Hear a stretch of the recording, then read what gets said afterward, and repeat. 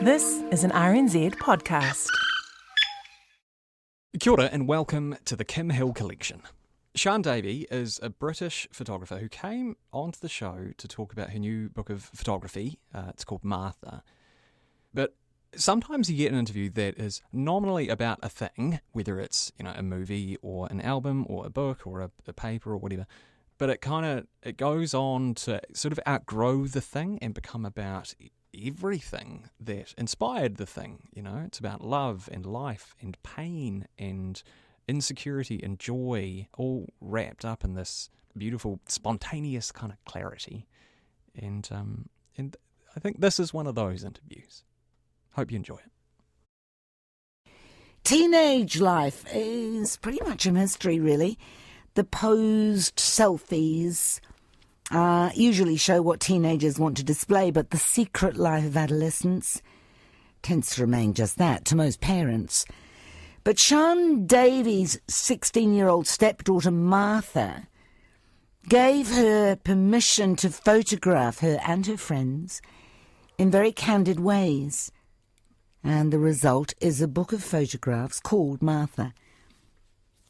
Sian Davey told me about the origins of it. I'd been photographing Alice, my youngest daughter, in my previous project looking for Alice. And Martha was a bit put out because only a couple of years before that I was kind of learning about photography, and she was my muse for the first year or two. And then my focus shifted to Alice. And then she said to me, "Why don't you photograph me anymore?" And I didn't realize it was an issue, that my focus had gone elsewhere. So I said, well, let's make a project. And it was that. That sounds sad. Was she feeling, like she was 16 at that point, was she feeling neglected or? Yeah, I think she was feeling neglected. But when it comes to photography, we've seen that people don't want the camera on them. And clearly she did. And I think also it's the mother's gaze, isn't it? There's a whole kind of load of stuff laid in that. Yeah. Yeah. I turn my attention elsewhere.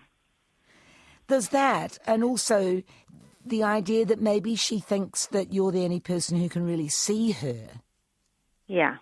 Do you think? And I think I'm not I'm Martha's stepmother. I think it's important to kind of acknowledge that in the series, and that her own mother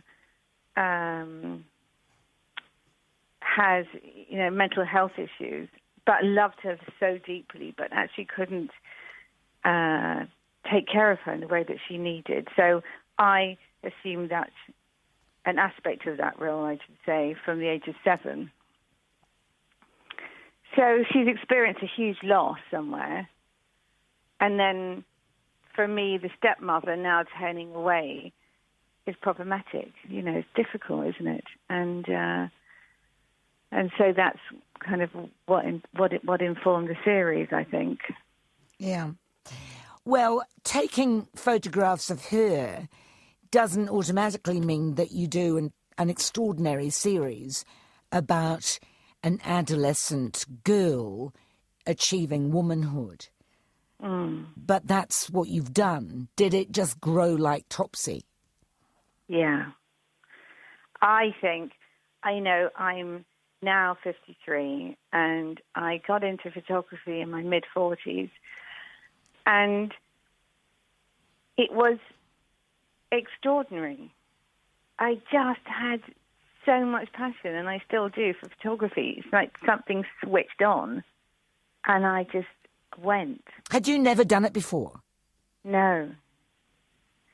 And so there was my own personal ignition. I just completely went nuts about this medium. I just saw the world in images. And I think I'd always had done anyway. I always had done. I was very visual. And my visual world, it was a form of escape for many years. You trained as a painter, did you? Yeah, I was a psychotherapist. No, yeah. but did you not train as a painter as well? No. Well, yeah, I did my first degree in painting. Right. But that was many years ago, Yeah. and I went on to do a social policy degree, and my world became very political. I got, very, feminism was really important to me, and politics, and then I went to do the psychotherapy training, and spiritually, my spiritual life is all in my work too, so I just keep evolving, and then it just felt like, the kind of the tipping point. All those disciplines came together in the form of photography, and then I was off. I couldn't have made the work that I do now 20 years ago. But so when we see your photographs, we're thinking about painting and social policy and psychotherapy. Yeah. Can you tie those together for me? I get the painting because there's a very painterly aspect to the photographs, largely, I suspect, to do with the fact that you don't use digital. No. Talk to me about the social policy. Well, I think what drove me into social policy was my own history. I think it always comes back to the personal. So my own history of the way I was parented. How were you parented? Well, kind of not very well, really. Kind of, because I ended up being a psychotherapist. But I think I had a father that very rarely worked and a mother that worked all the time. And when she couldn't work, which wasn't often, my father refused to get any social support. So in those days, if the mother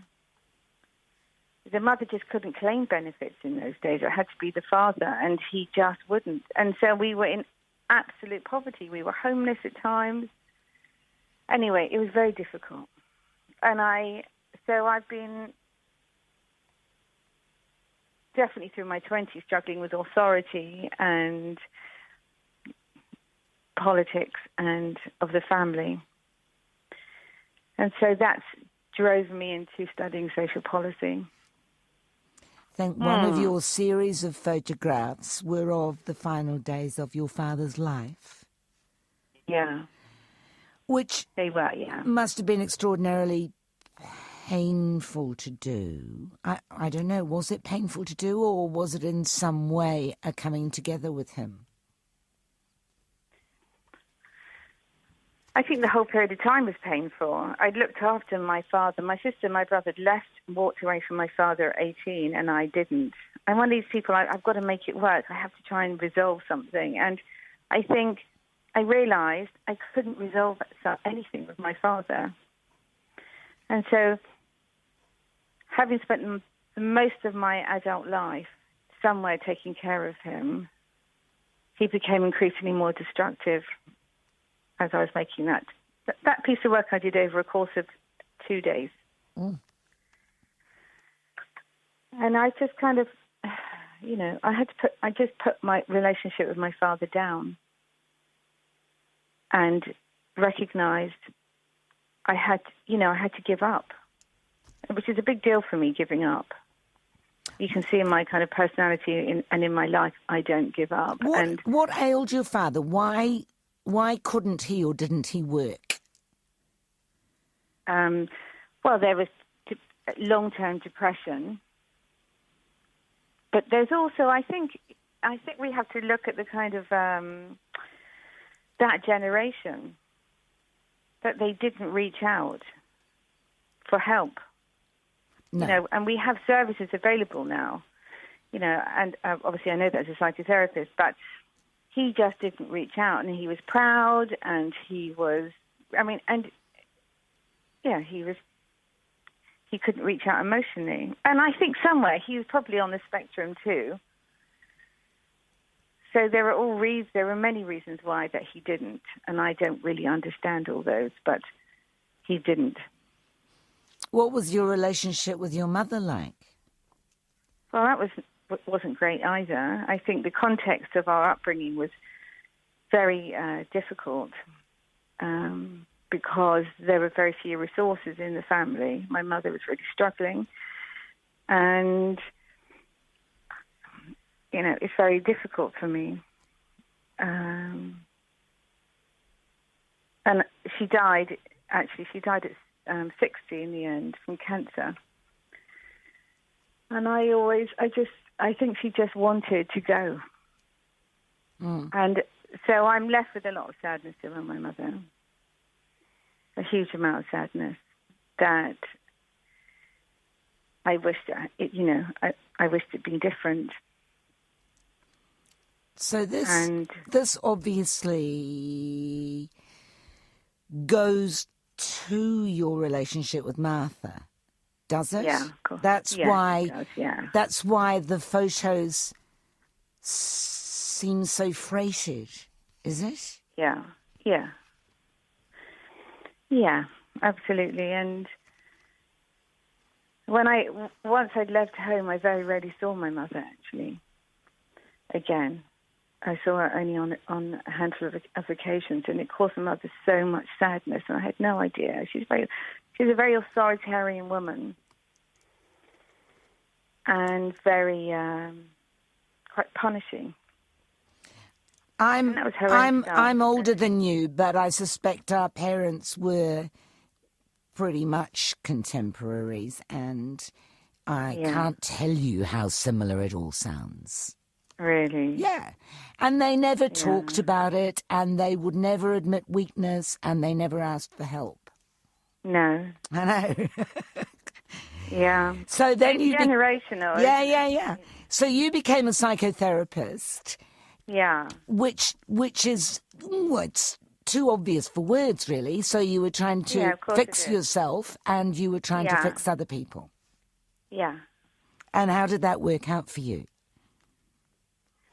Well, the actual process worked out really well for me. I think I got my sanity back. I spent my 20s reacting, and acting out my childhood in a really destructive way. And actually, some of it, I got involved in all the big party things, took a lot of drugs, and some of it wasn't bad, some of it was. I found a community, I found another family. That wasn't mine. Hang on a minute, you found another family? Well, in terms of friendships, and in the community of people that I was partying with and playing with in my 20s. Right. In the whole dance culture. But that doesn't really work out long term, but it didn't for me anyway. And so I had to stop all that and just put the brakes on and make a decision. And the decision, in a way, was made for me. I was just feeling increasingly more insane and ungrounded, and it just wasn't working. And so what did you do? I went and got some help. So I went into counselling and began to just slow everything down and just shine a light on where I was in my life and start processing my history and my past through someone else and not through, taking loads of drugs and doing what I was doing. You've said that what initially got you into photography was heartbreak. My life is punctuated by heartbreak, and I just think that's just how it is and how it has been. I'm very kind of philosophical about it, and it's all felt very strong. My life has just felt very strong, and so I lost a baby. Wasn't full term, but I don't think it needs to be, and I just couldn't get over it. Something had really hooked in, and I couldn't get over it.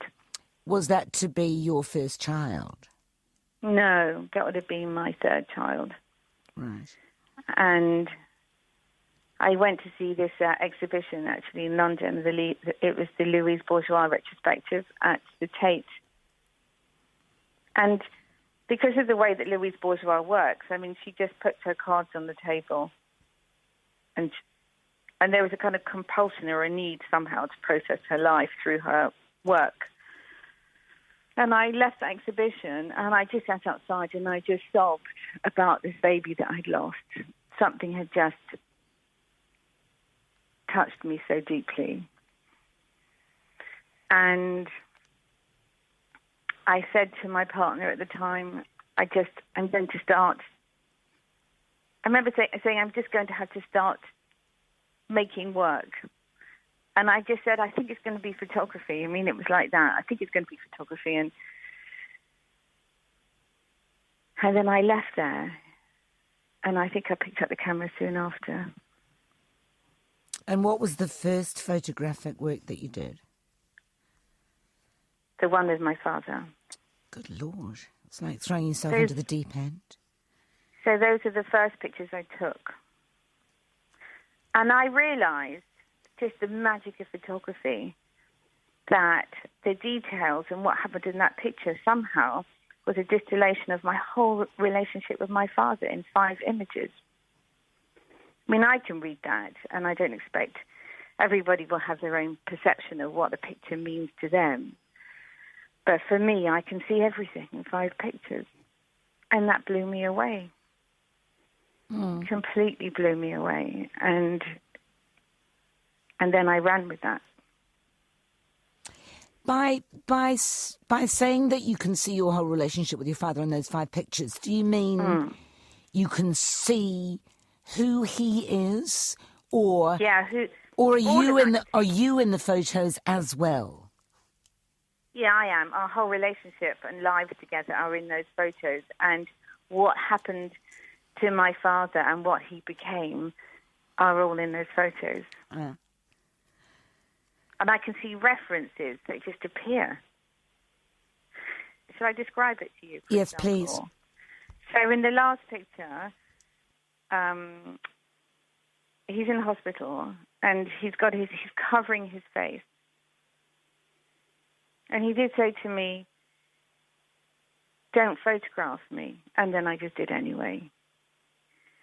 So he's covering his face there. And then when I got the picture back, the negative back, on the pillow, the hospital pillow, the name of the company that made the pillow, you can see it kind of engraved on it, kind of embroidered on it, called Sunlight. Yeah.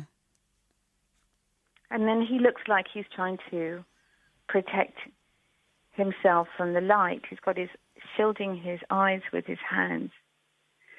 And then I was just so struck when I saw those together, that my father had been not in his health and has been shielding himself from the light in his health all his life. And he'd referenced himself and he'd positioned himself in his pain. He was the most blaming individual I've ever met in my entire life. Oh. He was full of anger and hatred. I mean, I got letters of abuse and sitting outside my house. He had mental health problems. But it was all in that picture. I'm talking to photographer Sian Davey. Let's talk about your first book, which garnered a great deal of very glowing reviews and nominations. Looking for Alice. It was a series of photos about your little girl who was born with Down syndrome. And I'm assuming that the political message behind this book is this is a beautiful child, and despite the fact that most people terminate Down syndrome babies, this is the reason you shouldn't? Yes, that's part of it. And what's the rest of it? The rest of it is that this is a universal story, and it's about all of us and our relationship to difference, regardless of whether it concerns race, gender. So, yes, on there is an aspect, I mean, this is about Alice, but it really is about how we all relate to difference. You mean that you want people to examine their responses to the photographs? Yes, and I think in a way, Alice, there's something very particular about Alice, which I was really struck by, was that there's a quality about her in the way that she makes contact with others, is that she's free of judgment. She's so in her body, she's so in her heart, that regardless of what's going on for you, internally or externally, she doesn't see it. And I think this was the message of the book, is that we go to great lengths to hide who we are from ourselves and from others, and we see that very clearly, don't we? This is what was underpinning the whole book and the story of the book. It's like this is what Alice is showing us. I mean, I don't want to do kind of fake psychotherapy on you, God forbid, but is it like, there you were brought up with people not being frank and candid, and you were gifted a child who is nothing but frank and candid. Yeah. All right. Absolutely. I mean, the thing about Alice is that I feel so deeply accepted by her. And vice versa. Yeah. Yeah. It took me a while, though. I didn't think... Having a child, I mean, I knew from early on, there was a very high probability I was going to expect a child with Down syndrome, and we both felt we were resourced enough to carry on, and not everyone is. So we made that decision early on to carry on, but nothing prepared me for what happened, how I would feel. And she didn't breastfeed, she didn't cry. So all those kind of things that babies do to tell us that we're needed just didn't happen. It was very, very painful. And also the absence of celebration, both in the hospital and everywhere else, was also quite difficult. And so it was that I had to go through quite a strong personal journey to deal with my own struggle to accept her. Right. And I knew that was with me. I remember looking at her in the hospital, and I was looking at her thinking, she was born on this kind of full moon. It was a huge, huge moon she was born on, and I was looking at her and I was saying, what have you come with? That's what I was saying to her. What have you come with? I knew she'd come with something. And she was born 3.5 weeks early, and I said to my partner, there's a huge full moon in Scorpio, and she's going to come that day. And she did. She came that day, within minutes of it turning. And she's given me the most powerful lessons I could imagine. When you say you turned to your partner at the time, are you no longer with the father of Alice? No. No, we separated about 2 years ago. Ah. But Martha is still your stepdaughter? Yeah. She still lives here. Well, actually, she's heading off to university in London in a couple of months, but yes. So it's a complicated familiar... So she's here with me. It's a complicated situation, but Martha lives with me here, yeah. Okay. And her father lives 10 minutes away. Huh. The series of photos about Martha, they track, as we were saying, her development from a girl to a woman. I just want to talk about some of them that we've put up on our webpage. There's one called Last Family Holiday. Yeah. And it looks like people aren't happy. No. And that's kind of obvious.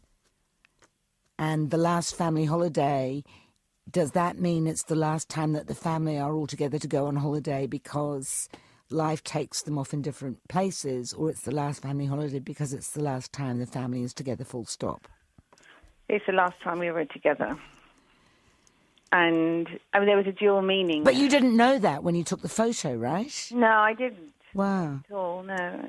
And so I think this is the afterlife of the photograph. What I am interested in, yes, is the afterlife of the picture and what it shows me. And, the moment that you take that picture accesses your unconscious world, and it shows you what you need to see. Everything I needed to see about my life was in that picture. That things weren't working out. Did you know that at the time, though? No, not consciously. I was feeling it somewhere. But sometimes you press the shutter on life because it just needs to show you something. I don't think anything is incidental. Just as that picture of my father, the last picture of him shielding his face from the sun or himself was meant to show me something. How did you get Martha, and more difficultly, I imagine, her friends, to accept that you were hanging around with a camera? When you get to the age of 15, she was at home a lot, and then gradually she's meeting people, and I kind of liken now I'm taking pictures to life as a stage, as a stage, and people come onto it, and so you can't predict what's going to happen. And gradually she began to make friends and different people coming in. So they were meeting me at the same time Martha was meeting them. And so we were kind of finding each other at the same time and getting to know each other at the same time. And I think partly, I always come back to making a body right like this is collaborative. And that Martha has this openness and generosity and interest that enabled all those relationships to form. Does that make sense? Yeah. But as my son, I'm photographing him now in my third series, and it's just the two of us because there's no way he's going to let me go anywhere near his friends. How old's he? Like just 14 last week. So I'm using a big 10.8 camera, and I'm photographing him and our relationship over 3 years, just the two of us. And how's he responding to that? Oh, I'm thinking of kind of filming it, documenting it, because we row every week. We kind of go through this whole process together of him grumbling, and then he wants to do it, and then when we sit down, he does the normal kind of teenage adolescent thing, and I don't want to be around my mum, but actually we get on really well. Otherwise, I couldn't do it. But I'm using a 10.8 camera, which means we have to slow. It's a slow process. Why are you using a 10.8 camera? Because intuitively, the 6:7 medium format wasn't working. Because why not? It just didn't feel right. It just didn't feel right. It just felt like I wasn't seeing what was in front of me. Does that make so? There was a kind of intuitive response, and then I went to see this. I was in Paris Photo last year, and I saw an August Sander print, and it just completely turned me around. And I spent so long looking at this image, and had this incredible kind of reverence towards it. It was actually quite a spiritual moment, and I just stood there for a long time when it kept returning, and I said, this is where I need to be. And it was like seeing the whole world on a cellular level. What was the print? What was the print? What was it that struck you so? I think it struck me more in terms of, well, of course, you've got the detail of a 10.8. It just magnifies life. But it was the intensity of it. It was just an intense image. It was a spiritual image. It was just spiritual. I'm talking to Sian Davey about the series of photographs she's published called Martha, about her stepdaughter starting at the age of 16, going through to the age of 19. You will have dwelt upon the implications of exposing children and young adults to the gaze of strangers. Yeah, I'm aware of that. I come across that. Yeah. So what do you say to the accusation that what you are doing could be dangerous? Well, firstly, I'm making art, and I do work very ethically and responsibly and consciously. That's how I understand my practice. Yeah. I mean, nobody, I guess, would question that. It's just how they are received. A couple of the pictures on our webpage are quite confronting if you are concerned about the fact that there are people out there that might take advantage of young women, all right? One's called After the Swim and one's called Martha in the Morning. Yeah. Well, I mean, yes, that's come up, and inevitably that will come up. And I think it's unavoidable. I mean, the great thing about both of those shots is, about all of the shots, but those ones in particular, is that they are straight up. There's no preening, there's no fake sexuality, there's none of that pretense.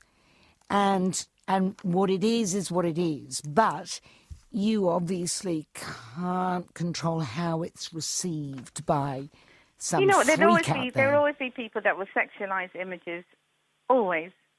And there's nothing I can do about that. And I think it's important to recognize that this is a mother's gaze. This is a woman's gaze.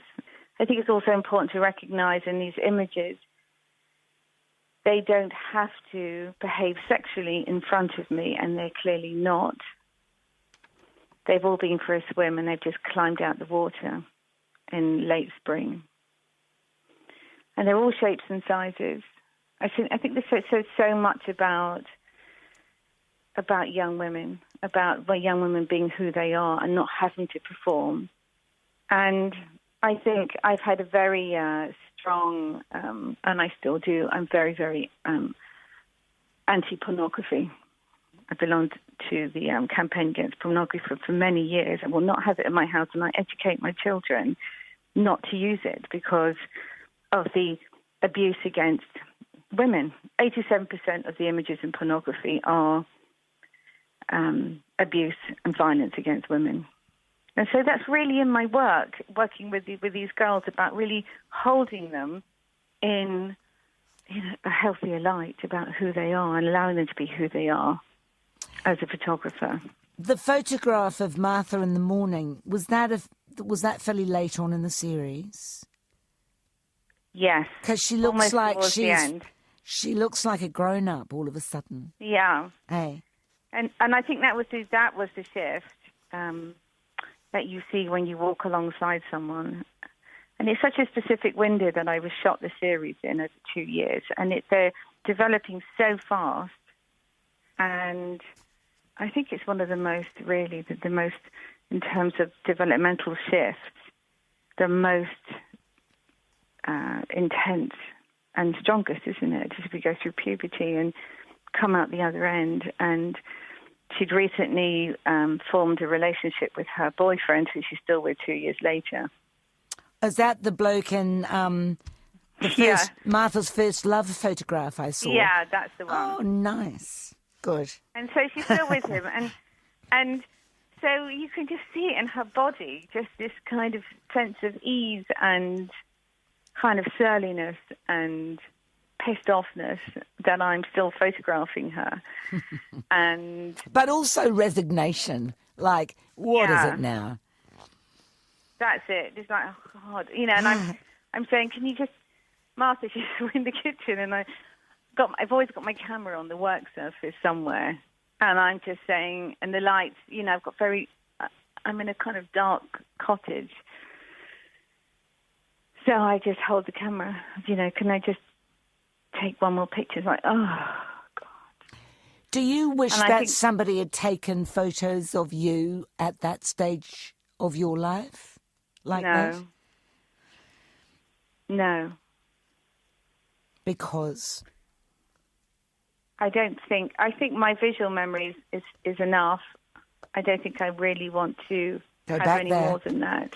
Because I don't want to go back there. No. Do you think Martha will? Yeah. And I think in an aspect of me moving here from Brighton, so I live near London, and and I grew up in Brighton, so part of me saying, let's all move to the West Country was I just didn't want my children to be around, I suppose, anything that reminded me of my own childhood. And I kind of thought, actually, let's move them to a more rural setting. And it's been amazing. This is Devon. Yeah. Mm-hmm. It's why you can have pictures. I mean, I'm from filming in New Zealand. Here, people look at those pictures and don't recognise them as being in the UK because we're very overpopulated. There's very little land. But where I live, there is a community, and the kids do jump in the river after school. And that's not typical of the UK at all. Your project with Joseph, then, is obviously ongoing. Are you simultaneously doing other projects as well? Well, I've always got other things on the go. So last year I did a project for a commission. So I do kind of commission work. So I was doing a commission for the National Portrait Gallery last year, which took me all over the UK. That was about families, yes? Yeah, that was about families. And so I photographed families across the UK and for about 6 weeks. And then I'm now working on a big commission for the Science Museum for their £30 million wing. What are you doing? Something like that. Well, they've asked me to populate it because it's their new science wing. So what I'm doing is I'm taking photographs of people with various disabilities, and I'm making life-size portraits to go in the gallery that will be installed there for the next 25 years, which is a bit daunting. And they said for 25 years, so it's an interesting project in terms of you can't contextualize it because you can't reference it in it being now. And there's ethics committees and panels going on and conversations about difference, which is why they've asked me to be the photographer because of my interest in disability and difference. Mm. It's a very complex project. And so I start shooting that in the next couple of weeks. Given how recently you started taking photographs, you've had a meteoric rise, haven't you? Yeah. I know. I am overwhelmed by that. I think I'm tired a lot of the time. I've still got too many kids that I look after. And I just come back from New York last week, and I had a show there, and my book launched for my second book. And then I have a big solo show in Sweden, which I'm now preparing for, and a show in Paris and a show in London. And that's in the next, and I'm preparing for the work for the Science Museum, and that's all in the next couple of months. So it's intense. What do you I think? think it's intense. What do you think the explanation is for why everybody wants your work? I don't know about that. I think we can take that as read, all right? But why? Yeah. Why do you think so? I think there's something about I'm very honest, and I do put my cards on the table in life, because actually what I've had to keep clearing in my life is shame. A lot. Shame of what? Shame. Well, shame of my past and my childhood. I was actually sexually abused as a child too. And so I've had to keep working through all this stuff. And as I keep clearing and clearing and clearing, it's having to clear the shame and guilt and, anxiety. until I'm more spacious and free of that. And then you just see life as just this is how it is. And actually, in my psychotherapy practice, what I was struck by was just how similar we are. Everybody, you mean? Yeah, everybody. And we go to enormous lengths to hide our phobias and anxieties. I mean, enormous lengths. And then I'd sit in front of someone and I was struck by how interconnected we all are. That's a recognition that, quite aside from anything else, just comes with age, doesn't it? I think so, definitely. But also, I've got a very... my spiritual practice is Tibetan Buddhism. So I kind of spent a long time in monasteries from the age of 30. So some of that recognition definitely comes from that period of time of self-reflection and just quietening down. And I think that the spiritual side of my life is definitely in my work. And I don't think, and I suppose I don't feel afraid to put myself out there and say this is how it is. Do you think that? Do you think that you'll have yet another career after this, or do you think this is it for the duration now? I don't know that. I think I wonder if there is another kind of career after this, and I think everything has its time. I mean, I'm working with Joseph. I've had some lovely commissions. I mean, I did a lovely campaign for Save the Children, photographing this woman giving birth, and it was like an incredible biblical moment in there, and of this child coming, and I just love taking pictures. So I don't know. I think there's always a possibility. Sometimes I think this is all too much. The intensity of meeting this, it feels too much. And then I'm back on it again because I love my work. Sometimes I think, what would it be like just to go into a monastery and stop? I have no idea. Well, you could try that. But if I feel something, well, I could do that. I think if I feel something in the next couple of years, I just follow it. I always say to people, you've got to take risks in life and you have to follow your heart. And so if my heart tells me to do something else, then I will. It was Sian Davey, and you can see some of her photos on our web page. The book is called Martha.